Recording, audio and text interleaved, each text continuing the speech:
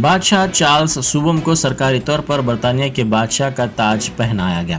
اس موقع پر بارش کے دوران ویسٹ منسٹر ابے میں ایک شاندار اور رنگارنگ تقریب ہوئی۔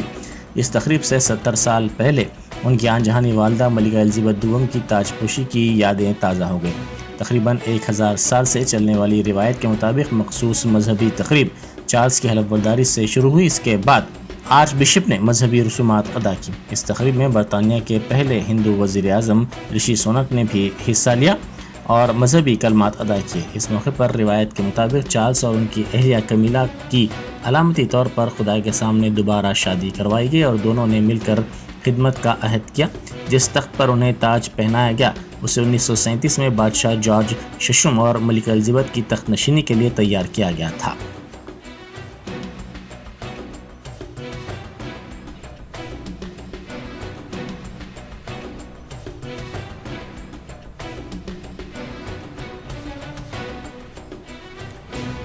God save the King!